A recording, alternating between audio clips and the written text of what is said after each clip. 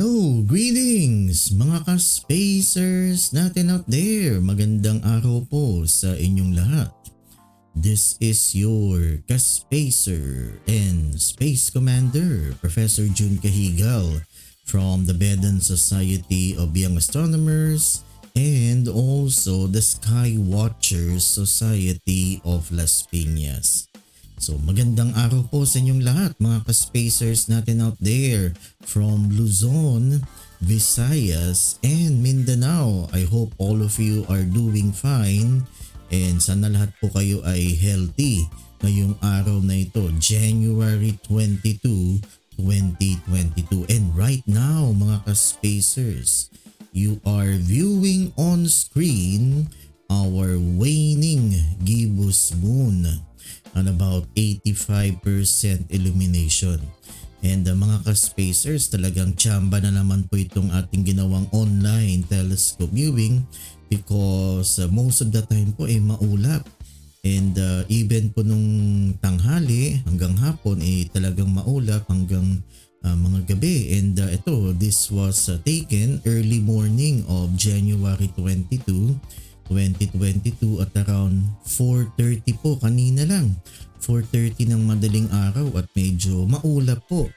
And buti na lang there are some patches of clear sky, so natsambahan po natin na makuha itong ating image of the waning gibbous moon at about 85% illumination. Ayan po, so kasi waning na po, talagang madaling araw na po talaga masisilayan itong phase ng buwan po. So namnamin po natin mga ka-spacers ang ganda ng ating waning gibbous moon today, January 22, 2022 mga ka-spacers. And siguro bago po tayo magpatuloy mga ka-spacers, gusto ko munang pasalamatan ng ilan sa ating mga talagang tumutulong sa ating advocacy to bring the telescope to the public, lalo-lalo po sa inyo mga ka-spacers. So unang-una, marami pong salamat ulit kay Mr. David Rioferio from World Vision Philippines mga ka-spacers. So talagang he's helping me out sa pag-share ng mga ginagawa po natin dito sa Vedan Society of Young Astronomers and also sa Sky Watchers Society of Las Piñas. So ang World Vision Philippines mga ka-spacers, they work with families, with communities and partners kagaya po namin. So sa Vedan Society of Young Astronomers, we have collaborated with World Vision Philippines several times already. And ginagawa po nila tong advocacy na ito to ensure that children enjoy good health and education for life, to experience the love of God and their neighbors. And sa World Vision Philippines po mga ka-spacers, ang kabataan po are cared for, protected and engaging po sa community. So if you want to find out more about World Vision Philippines and matulungan din po sila sa kanilang advocacy, please visit their Facebook page. Alright, so mga ka-spacers, ito na po yung magnified image of the waning gibbous moon at 85% illumination. So napakaganda po ng camera at napakaswerte po natin na nakuha natin ito na with minimal cloud cover. Alright, so just imagine mga ka-spacers that you are on board the Apollo spacecraft. So ganito lagi po ang style ko ng aking online telescope viewing. So every time na minamagnify ko yung image ng buwan, iniisip ko po mga ka-spacers na I am on board the Apollo spacecraft. Ayan po, so para po tayong nasa orbit around the moon. And ginigit na ko po mga ka-spacers yung Copernicus crater. Ayan po yung malaking puti na yan. That's the Copernicus crater. And yung katabi po niya is Montes Apenninus. Medyo clear po yung Montes Apenninus mountain range. Ayan po. So isn't that fascinating? Yung Montes Apenninus mountain range is a rugged mountain range on the northern part of the moon's near side. Ayan po, ginigitna ko po mga ka-spacers. So the Montes Apenninus was named after the Apennine Mountains in Italy. Ayan po. So ito pong ating telescope is pointing now at the northern side of the moon. So ayan po yung Montes Apenninus ulit. Yan. So, and yung katabi po niya, yung malaking puti na yan on the right side of your screen is the Copernicus crater.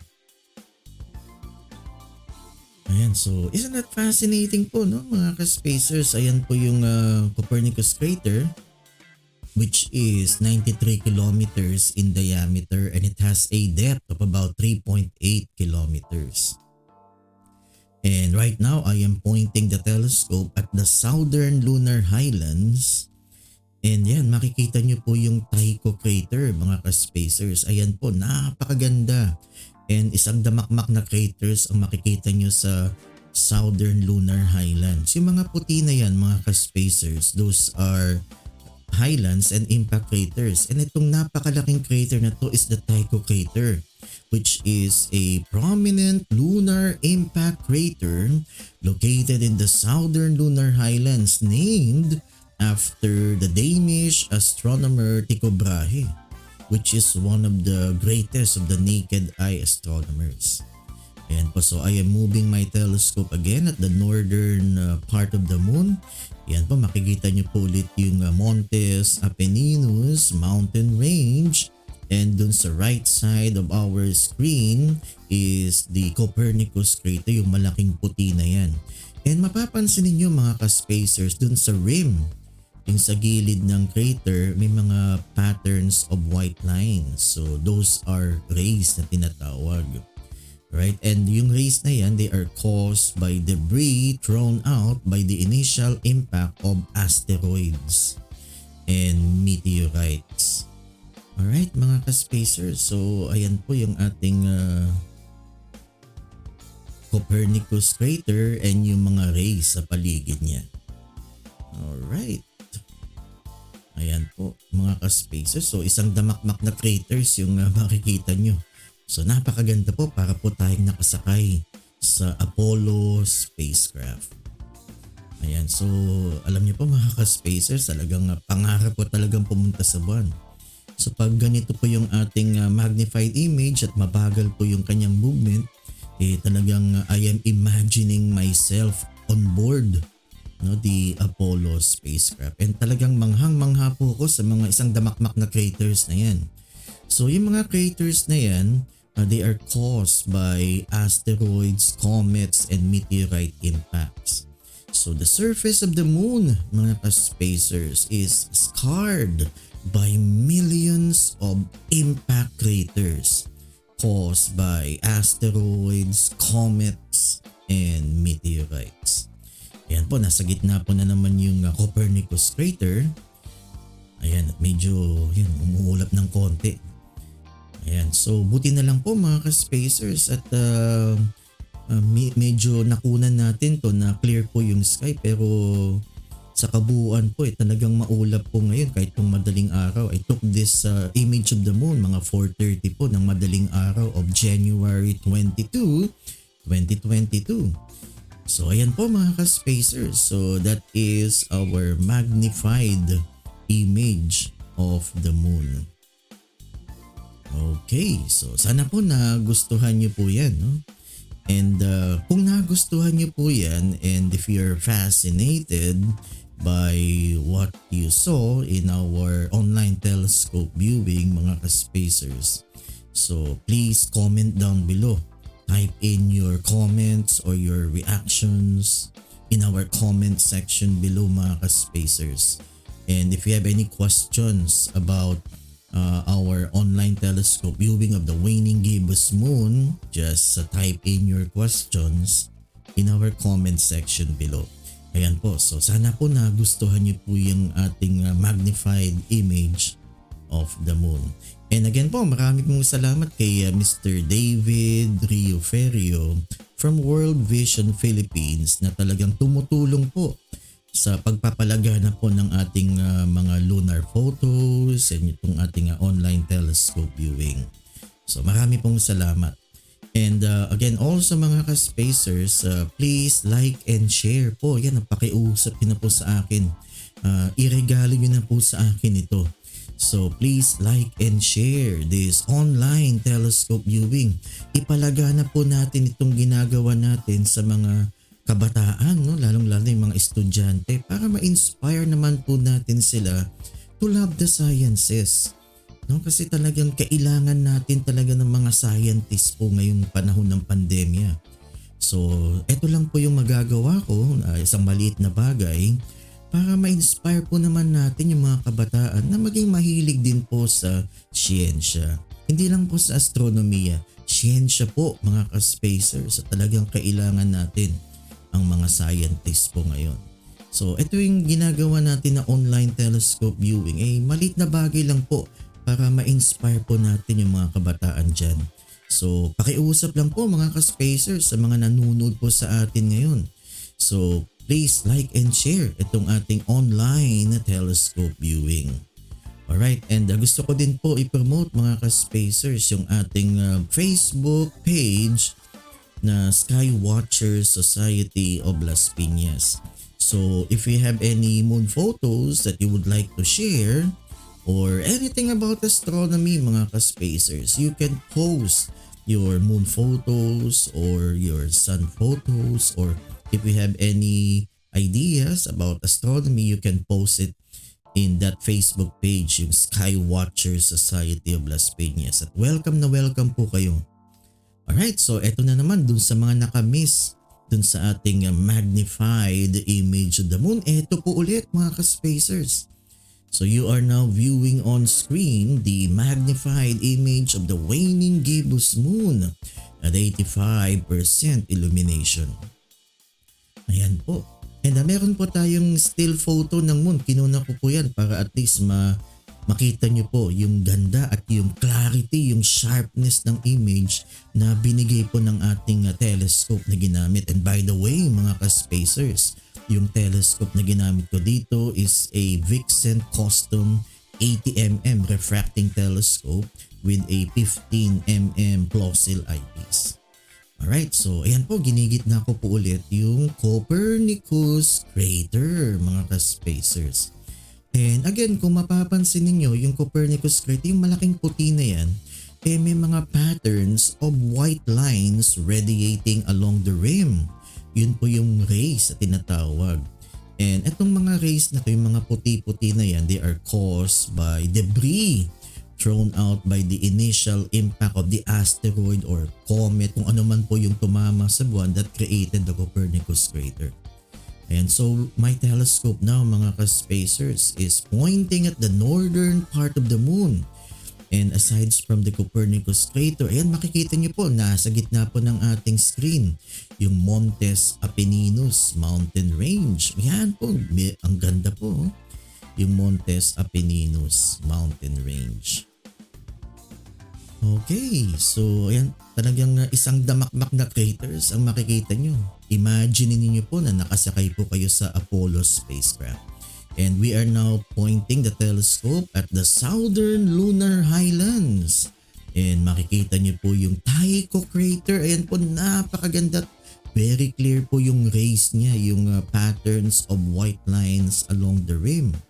Ayan po yung Tycho crater mga ka-spacers, which is a prominent lunar impact crater located in the southern lunar highlands, named after the Danish astronomer Tycho Brahe. Ayan po. So isang damakmak talaga na craters dyan sa southern lunar highlands. At napakalinaw po ng ating camera, ng ating telescope na ginagamit ngayon. Alright, so I am moving the telescope again at the northern part of the moon, and nakikita niyo po ulit yung Montes Apenninus mountain range. Ayan po. Okay, so ang Montes Apenninus again mga ka-spacers is a rugged mountain range on the northern part of the moon's near side. Yan, yung mountain range na yan mga ka-spacers that was named after the Apennine Mountains in Italy. Alright, so again talagang ako hindi po ako nagsasawa. Pag tinitignan ko po yung buwan mga ka-spacers, no, ilang beses ko na yan nakita, siguro hindi ko na humabilang, pero every time I observe the moon, laging may bago. Hindi po ako nagsasawa mga ka-spacers. Sana kayo din po, no? Sana hindi po kayo nagsasawa sa ating ginagawang online telescope viewing, at kahit ilang beses yun na nakita ito, sana you always see something new sa ating buwan, no, mga ka-spacers. And by the way, yung mga itim-itim na yan na nakikita nyo on the lunar surface, yun ang tinatawag na Marias, which is the Latin word for seas. Alright mga ka-spacers, so those dark and relatively featureless lunar plains po yun, mga patag po yan ng buwan. Ang tawag po sa kanila ay Maria. Because early astronomers and even yung mga early sailors natin, they believe that yung mga dark patches na yan are bodies of water. Akala nila dagat po yun, kaya tinawag nilang Maria. Doon yun, Maria is the Latin word for seas, dagat po. Pero alam po natin yung mga ka-spacers na yung mga dark patches na yan, those are solidified pools of ancient basaltic lava. Alam niyo din sa early history po ng buwan natin, volcanic po. Yung mga dark patches na yan, those are caused by the flow of lava when the moon was still volcanic. Ayan po. So that's our magnified image of our waning gibbous moon at 85% illumination. Ayan po mga ka-spacers, no? Sana nagustuhan niyo po yung ating magnified image of the moon, and sana po kayo ay namangha. I hope you were fascinated dun sa lunar features, yung lunar landscape po mga ka-spacers. Ayan po, so sana po nanonood si Miss Cheryl Castillo. Kasi yun ang talagang gustong-gusto niya, no, na minamagnify yung ating lunar image. So shout out po sa inyo, Miss Cheryl Castillo. And shout out din po mga ka-spacers sa mga nanonood po ngayon from Luzon, Visayas, and Mindanao. So kung kayo po ay nanonood at kayo nakatutok po sa ating online telescope viewing ngayon, just type in your name and your location para alam naman po natin kung hanggang saan po nakakaabot ang ating live stream ngayong araw na ito. Alright, so just type in your name sa ating comment section below. And kung kayo ay namangha mga ka-spacers, kung kayo ay na-fascinate dito sa ating online telescope viewing yung pinapakita ko po ngayon, please type in your comments in our comment section below at sabihin nyo, ako ay namangha dun sa magnified image of the moon na pinakita kanina. Alright, and meron tayong still picture po ng buwan dito, nasa taas po ng aking camera. Yan, para guided po kayo. Kasi ito mas malinaw po ito. Itong picture na ito ay process. Ito yung nakikita nyo po ngayon na video. This is a live video. And this was taken live and alive from Las Piñas po mga ka-spacers. Yan po yung ating observation station. Las Piñas. Yan, kaya binuo ko po yung yung grupo na yan, yung Facebook page na Sky Watchers Society of Las Piñas. So maraming mga Las Piñeros ang mahilig dito sa stargazing, sky watching, ganyan. So iniimbitahan ko po yung mga Las Piñeros na nakikinig po sa atin ngayon na you can post your moon photos or anything about astronomy kung gusto niyo mo. Kung mahilig kayo sa astronomy, mga facts about astronomy, libreng-libre ho kayo mag-post dun sa ating Facebook page na Sky Watcher Society of Las Piñas. At yung mga hindi taga Las Piñas, kayo po mga ka-spacers, I am inviting you. Kung meron po kayong mga photos of the moon or anything about astronomy that you would like to share, you can post it in our Facebook page, the Sky Watcher Society of Las Piñas. Alright, and gusto ko din po i-promote mga ka-spacers yung aking Facebook page din. Ang dami kong Facebook page, yung The Science Guy TV ka-spacers channel.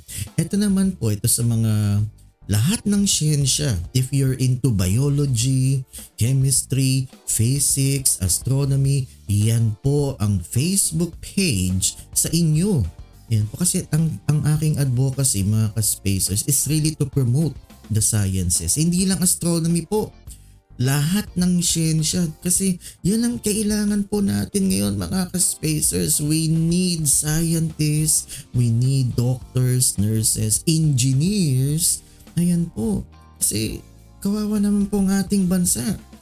No, napag-iiwanan na ho tayo mga ka-spacers. So talagang yan ang kailangan po natin para hindi naman po tayo mapag-iwanan ng mga ibang progresibong bansa. No? So yan po, science is the key to progress. Kaya ginawa ko po yung channel na yan. Alright, so sa mga kabubukas lang ng kanilang mga laptops, ng kanilang mga cellphones, you are watching and you are viewing on screen the waning gibbous moon at about 85% illumination. And today mga ka-spacers is January 22, 2022 and I took this image of the moon kanina pong madaling araw 4:30 ho. And medyo maulap po pero natsambahan po natin. Talagang mabait si Lord mga ka-spacers. Natsambahan po natin ito. Okay, so here we go again mga ka-spacers. So here is the magnified image of the moon. Ayan po, ito yung hinihintay po natin. At talagang ako hindi nagsasawa dito. Alam niyo ba mga ka-spacers, nung bata ko, talagang gusto ko talaga maging astronaut. Ito laging pinikwento ito. Sana hindi kayo magsawa sa aking kwento. No, talagang nung bata ko, talagang gusto ko maging astronaut. No? Yan, and pangarap ko talaga maging astronaut. Gusto kong makasakay sa rocket ship at pumunta sa buwan. Wala po eh. Walang ganun, no? Hindi naman ako makapunta sa NASA. Alright, so yeah, eto. So iba yung kapalaran na tinahak ko, no? I'm a biologist by profession. Alright, pero talagang hindi naman nawala, no? Kahit nagbago yung aking profession, yung aking tinahak sa buhay, hindi po nawala talaga yung pangarap ko na maging astronaut. Yan kaya itong ginagawa po natin, pag minamagnify ko po mga ka-spacers yung image ng moon, talagang ini-imagine ko po para akong nakasakay sa Apollo spacecraft. Alright, at manghang-mangha ako talaga dun sa Saturn V rocket. So talagang Saturn V, that's the biggest rocket ever built by man. Yan, alright. So, and sana po ma-colonize din natin yung moon, no? Kasi pag na-colonize natin ang buwan mga ka-spacers, that would be the key for our journey to Mars. Maniwala po kayo mga ka-spacers. The moon is the gateway to Mars and beyond. Hindi lang Mars, beyond. Okay, so siguro darating yung panahon na we can put up a lunar base, no, sa buwan. And dyan i-assemble yung spaceship that will bring us to Mars and beyond, mga ka-spacers. Okay, so ito po, nakatutok po yung ating telescope sa southern lunar highlands. And nakikita nyo po yung Tycho crater. Ayan, napakagandang crater na yan. Okay, ayan yung Tycho crater, which is about 85 kilometers po yan in diameter. Napakalaking crater po niyan mga ka-spacers. Okay, and I am moving the telescope at the northern part of the moon. Ayan, okay. And nakikita nyo po ulit yung Montes Apeninos mountain range, and yung malaking puti na yan nasa right side po ng ating screen. Yan po yung Copernicus crater. Alright, so para po tayong nakasakay, no, sa spaceship ng Apollo. Talaga ako yung manghang-mangha talaga sa Apollo missions na yan. Sana may isip na po ako nung nag-launch, no, yung Apollo 8, yan, yung Apollo 11, no? Alright, so alam niyo naman po ako mga ka-spacers, no, batang 80s po ako. Wala, hindi ko naman na-experience po ito yung mga lunar missions. Pero yan, kahit talagang every time I point my telescope at the moon, yun na lang pong iniisip ko. Mga going back to the 60s and yung space race po na tinatawag, siguro napaka-exciting na decade yan, no? Yung space race and mga 1960s, no? Yung talagang naghahabulan ang US sa yung Russia sa kung sino yung una makakarating sa buwan. Alright, so ayan po. Okay, and I am pointing my telescope again at the Copernicus crater. Ayan. The Copernicus crater po mga ka-spacers is about 93 kilometers in diameter. Napakalaking crater po niyan. Siguro lulubog po ang Las Piñas niyan. Mas malaki pa yan kaysa sa Las Piñas. Okay, that crater was named after the renowned astronomer Nicholas Copernicus. Siya po yung nagbigay sa atin yung idea that the sun is at the center of the solar system. Kasi dati po, siguro alam niyo na po yung story na yan, nung dati ang akala nila yung Earth ay nasa sentro. Pero si Nicholas Copernicus, kinontra po niya yan. Sabi niya hindi yung Earth pero yung sun ay nasa sentro ng solar system. Yun ang tinatawag po natin na heliocentric model. No, kaya lang kulang po yung ebidensya niya, so hindi niya masuportahan masyado yung kanyang Copernican model. Pero nung si Galileo, nung tinuro niya when he pointed his telescope to the night sky, doon po nakita ni Galileo na talagang tama po si Nicholas Copernicus. And alam niyo naman po yung nangyari kay Galileo dahil sinuportahan niya si Copernicus. He was arrested, he was tried by the Inquisition, and eventually he was guilty of heresy, and ang parusa niya is house arrest. Okay? Alright, hanggang sa mamatay po siya. So ganun po nangyari kay Galileo.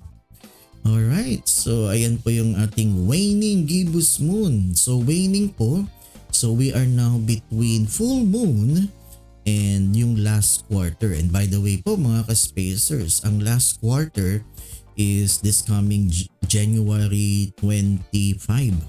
I think that's a Tuesday, January 25. Yun na po yung last quarter. So nasa gitna na po tayo. We are now between full moon and last quarter. And if you will notice, yung buwan po ay gradually getting smaller. No? The moon now is gradually getting smaller in appearance.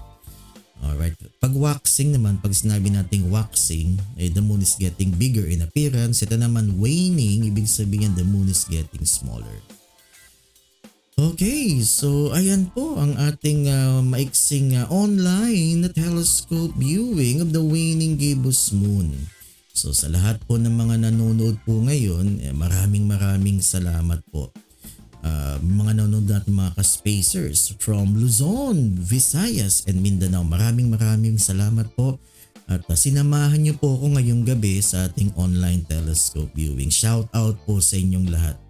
And gusto ko lang din pong pasalamatan yung aking mga officers and crew and lahat ng mga members ng Vedan Society of Young Astronomers headed by Miss Angeline Kilang.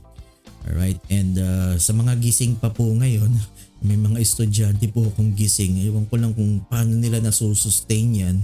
Like sila Miss Judea Cabanyero, naku gising na gising pa yan. And si Miss Hannah Franz Tan and si Miss Tricia May Ramos. Ayan, no? So kung paano ang sikreto ninyo kung bakit pa kayo gising. Alright, matulog na kayo. Alright, so maraming salamat po sa inyong pagsubaybay sa ating online telescope viewing. And again po mga ka-spacers, no, please check out my Facebook page, the Science Guy TV Ka-Spacers channel, and also check out yung Sky Watchers Society of Las Piñas. You can post your photos, mga astro photos ninyo, and you can share your thoughts about astronomy to that Facebook page. You are all invited mga ka-spacers. Alright, and sana nagustuhan niyo po yung ating online telescope viewing ngayong gabi, January 22. 2022. And again, I recorded this image of the moon kanina pong madaling araw, or mga 4:30 a.m. Okay, so siguro hanggang dito na po tayo and mag-iingat pa po tayong lahat. No? So kaya rin natin ginagawa itong online telescope viewing because I want to bring the telescope to you mga ka-spacers sa gitna po ng pandemya. No? So mag-iingat pa rin po tayong lahat at hindi pa ho tapos. Kahit sinasabi ng Okta Research na bumababa na yung reproduction rate, mag-iingat po tayo. So this is your ka-spacer and space commander, Professor Cajigal, saying live long and prosper. Maraming salamat po. And let's love science mga ka-spacers and let us continue to reach for the stars. Maraming salamat po. And see you on our next online telescope viewing. Bye-bye!